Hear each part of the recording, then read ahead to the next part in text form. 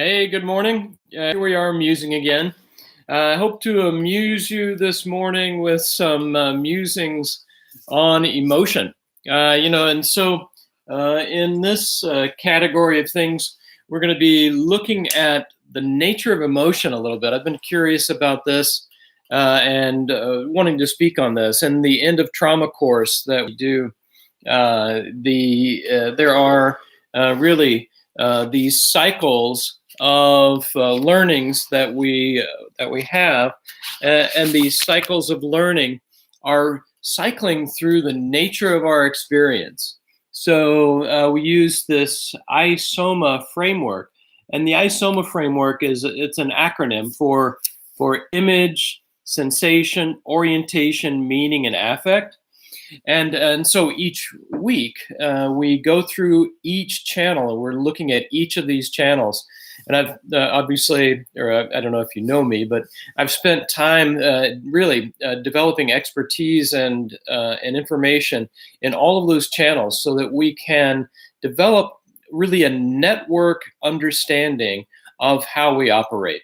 And that network understanding, that network understanding is about this interaction effect. Organic intelligence is a systems approach. And so we're looking at the interactions of all of these elements. All of these are the channels of our experience.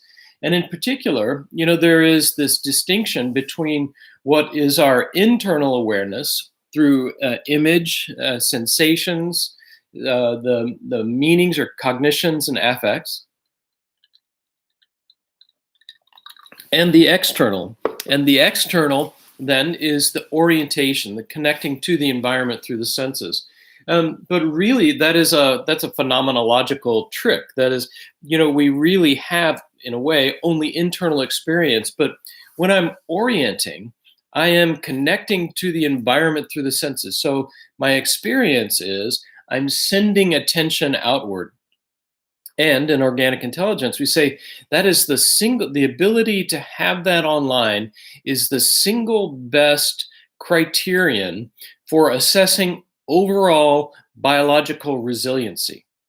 That is the single best criterion for assessing overall biological resiliency. Right. So in the resiliency world, resiliency is often spoken of as the ability to bounce back. Okay, you have something bad happen, and then how quickly can you bounce back?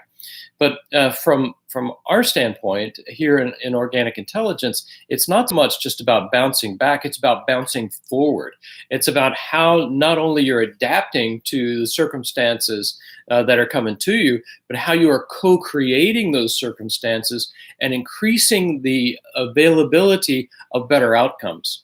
So in these times with these YouTube live on Sunday mornings, I've been talking a lot about the research and looking at research and looking at how to understand the research and brain science. And in particular then, that forward-looking process, that navigating the future environments is key and seminal really for the way that the brain works. The brain is really all about making predictions. It's not only about adapting to the current environment. Adaptation is improved by prediction. If I'm better at predicting, if the brain is ready, is primed to respond to what's there, then we can better adapt. And so we look at then this notion in particular that is unique in organic intelligence, but used in other traditions. That is orientation. iSoma has right in the middle of it orientation. That therapy traditions and healing traditions take each of the iSoma channels, except for orientation, and say, oh, this is the one that you need to focus on. The image channel, oh, you need to do this. You need to, in meditative traditions, there is a rich history of using imagery there is eidetic imagery founded by Dr. Asen in particular in the United States, that really was influencing what I call the Olney school that gave rise to SE, sensory motor, and other systems. And that image channel and the use of image and guided imagery also in hypnosis is very important. The evocation of internal imagery, very important for our existence. And it is but one factor. Becoming expert in the language of image is really key. Sensation. There are systems that say, oh, it's all about the body. It's all about interoception. Internal sensation is called interoception. And so there is the thought that, oh, this work with interoception, that's the way that we need to go. And in the field of the human potential movement, especially in the West Coast and the Esalen Institute, when the body was being discovered, and all of these systems from Rolfing to Traeger to Alexander Lowen were looking at through the lens of Wilhelm Reich and saying, oh, the body and interoception is really important. And at that time, the work of the Caucasian, from the Caucasus, Armenia, Russia, this spiritual leader or mystic, Gurdjieff the Gurdjieff work was common in that ground of the human potential movement, and that it was involving sensory awareness or interoception, sensation awareness. And that field then became an alternative to the Freudian dominance of the free association conversation and of projection and the understanding of neuroses. So that became then a whole line of consideration, and so I'm a part of that field in particular, and teach at JFK University in their somatic psychology program. And you can see, if you look at our website, I'm on embodied trauma conferences on embodiment, and so on. So sensation has its role, but it is only one piece of the puzzle. Likewise, meaning channel, the M channel. Cognition. Everybody knows cognition is really important. The way that we use cognition is super important in cognitive psychology. So there are whole branches of therapy that are looking at cognition. Likewise, in affect, emotion. And it's affect that we're looking at today. But all of that within the context of a network. And for that network to be operating well, we have to begin with its baseline and this basis of the engagement with and interaction with the brain and the environment. And that brain environment connection, we just call it orientation, that's connecting to the environment through the senses. And when people have disruption in their processing, disruption in their life experience, it is disrupting that vital link between brain and environment. And so we practice that and we work on that in our end of trauma course in particular. And today we're going to look at the nature of emotion there, because this orientation is connecting to the environment through the senses, has this important emotional component. That is, it's not just, sort of randomly and blankly, having the eyes open or something. It is this registration. That is, we are, and you could do this right now, just kind of, as you're hearing me, just let your eyes go where they want to go. I'm not really controlling them. I'm just letting the eyes explore. And then every now and then, something may catch the eye, something may catch the attention. And for me right now, there's a painting by William Thompson hanging up here from Tucson, and the colors, like this rich red and this pink, is showing up. And oftentimes, what attracts my attention is a Totoro figure up there. But today it's that red and the richness of that red and the pink that's there, and that catches my eye. What that mean? What does that mean? Catches my eye. What that means is it pings emotion. It pings the relevance detector, and that's what emotion really is about. It is this relevance detector or salience detector. Now we're getting somewhere, right? Because salience then is now a well understood framework for understanding how the brain works, salience networks. And so I've been spending time in that because OI is this network or systems framework. And in particular, in the study of emotion, it really began with a book and a study by Darwin, the theory of, was it the expression of emotion in man and animals. And he meant by man, he meant women too, presumably, and that we would be remiss on this International Women's Day not to mention that that the expression of emotion in humans was really thought to be based around these like 5 fundamental emotions or basic emotions, and actually that's been picked up. Oh, there are these basic emotions, and that these basic emotions are survival linked, and theorists have gone ongoingly to develop that, notably Paul Ekman and others. If you've seen the program Lie to Me, Paul Ekman was one of the guiding consultants around being able to do facial recognition of ways that people are disingenuous about their emotional experience. So there's a whole training category in that system, and very finely differentiated. And it rests on this notion that there are these primary emotions.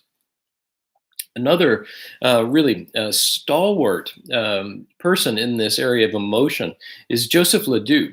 And Joseph Ledoux, in particular, in New York, is looking at the nature of fear and the amygdala's role in fear, and then tries to generalize from that and into understanding other emotions and emotionality in general.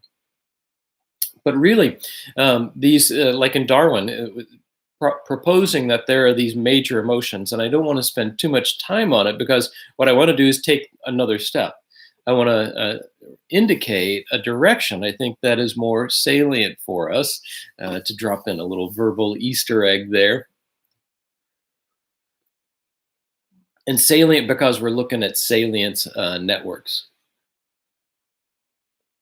So when we're looking at the Darwin's, the Big Five, really, and what we do in the end of trauma course is begin to be more differentiated in emotion. There are whole theories of emotion and all the ways that they're interacting, and Darwin's are, if I can get them correctly, are fear, anger, joy, disgust, fear, anger, and fear, anger, joy, disgust, and sadness.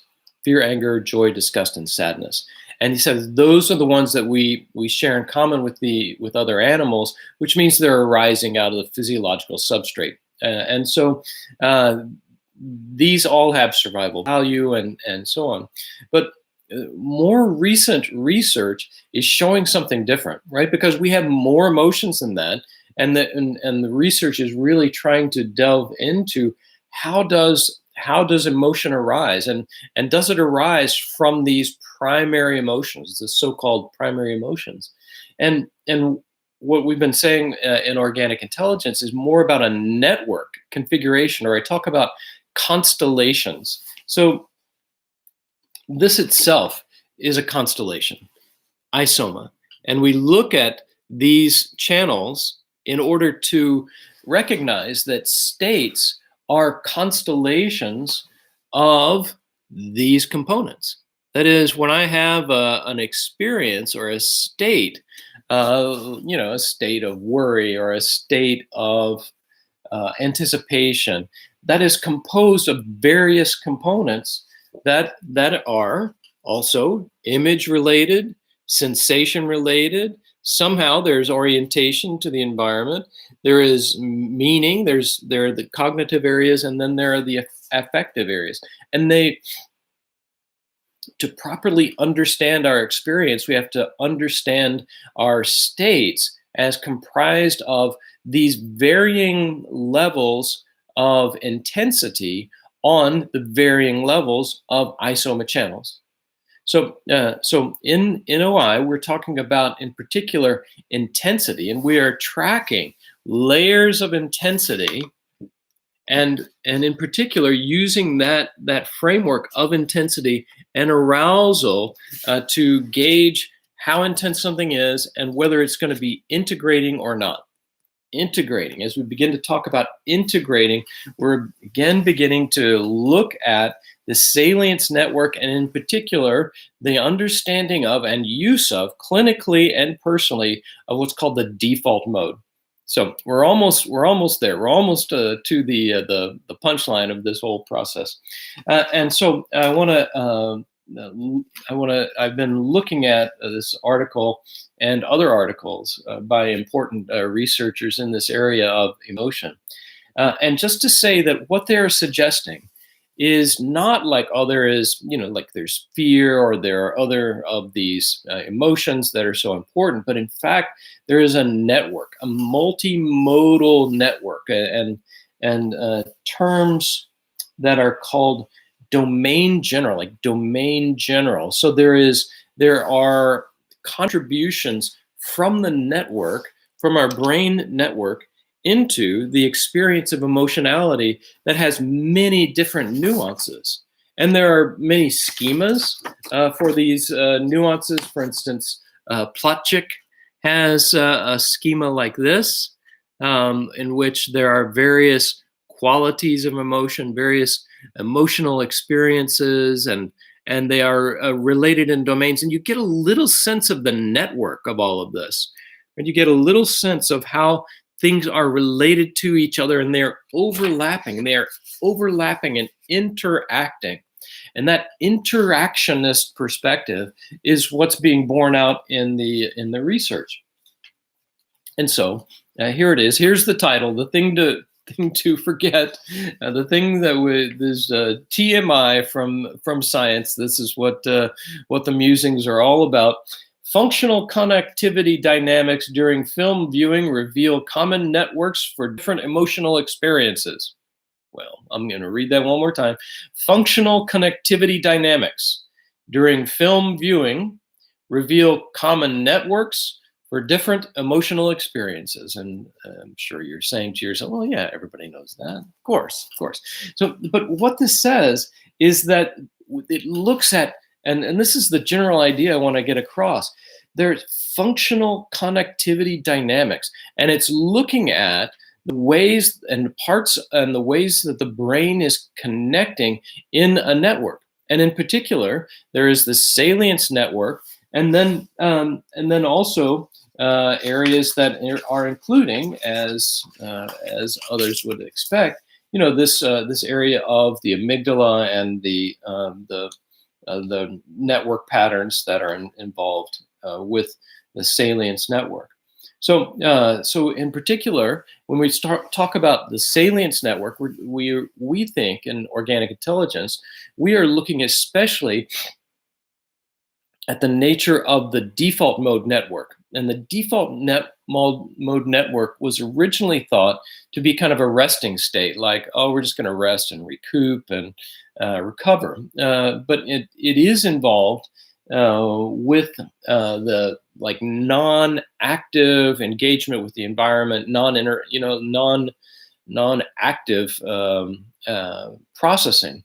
But it is processing nonetheless. It is processing, and in particular, it's thought to process things that are meaningful and things that are often meaningful and autobiographically important. That is, how do I construct a sense of being and self, and how do I understand and experience this quality of being in an integrated way?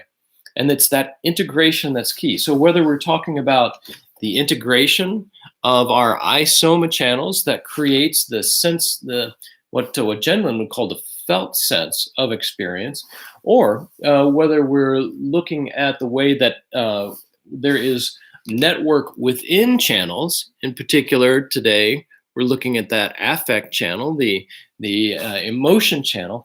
These are all about network interactions. Right, and so the focus on the individual, the focus on fear, sadness, joy, disgust, and so on, means that I'm missing the interactive effect of it. And the interaction then gives us this amazing nuance of emotional experience. And we can have that nuance of emotional experience, especially when we are able to get more contact with what in OI we call blue, and blue in particular is this alternative to the efforting, like the arousal, like excitement, curiosity, and then that hits its threshold and then starts to come down, and there is the resting state. That's where integration happens. That's where that default mode process is happening, and where this things can come together. And so in our work, we look at the various phases of work, and when there's time to work, and then when there's time to rest. In order to understand networks well, we have to understand those dynamics of work and rest, and do those in sync. And we do this in our training, in the heart training, in our online coaching training, in the end of trauma course that you can see on organicintelligence.org. There is all the emphasis on synchrony and being able to ride the waves of our metabolic process that creates this opportunity to catalyze this default mode process, or this meaningful engagement with what matters, and especially with oneself in a social context, right? The authors of this article and others are making these brilliant contributions to the understanding of the social brain. And if you saw my musings previously, you saw how I was talking about the priming of the brain and how early environments prime the brain. And in particular, then, the brain is, and authors like Barrett and others are saying it's a social brain. And that social brain isn't necessarily innately ready to go. It's shaped in the early environment. And it's that early environment, the so-called attachment environment, that then shapes the brain function, that really prunes the brain to match its environment. And that matching then is so much determined by the style of interaction, the style of the environment, and is a function of not like distinct categories like like disorganized attachment or ambivalent attachment or so on. That's for sure there, but it is better characterized by understanding the nature of intensity cycles and the nature of the cycling itself, that is the pulsation that is characteristic of brain networks. So as we're talking about brain networks, we're talking about rhythmicity and pulsation and these cycles of ups and downs that then create a rhythm that coordinates. And that rhythm that coordinates has to involve this process of the resting experience, or the non-effortful experience. The default mode originally was found to be happening when somebody was daydreaming. So I'm just letting things happen. Letting things happen is a clinical tool. It's a clinical fiat in organic intelligence. We say in orientation, let the eyes go where they want to go. Right? It's a big difference if I am directing the eyes versus I am letting the eyes go where they want to go. That's a different state. And we capitalize on our language in order to get that state of receptivity and allowance and acceptance that then really suggests the possibility of reset and recalibration of brain systems, and in particular today we'll be talking about the emotional experience, right? So we have then today, it's International Women's Day. Researchers in this area that are key include a researcher by the name of Lisa Feldman Barrett, an eminent researcher in the area, and a woman of eminence and worth paying attention to. Okay, that's where we're going. Look forward to talking to you next time. And the article today, functional connectivity dynamics during film viewing reveal common networks for different emotional experiences. So networks are where it's at, and the network that we are is organic intelligence. Delighted to share this time with you. Thank you for joining me.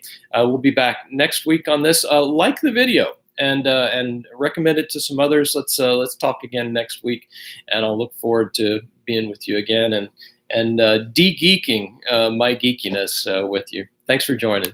Talk soon.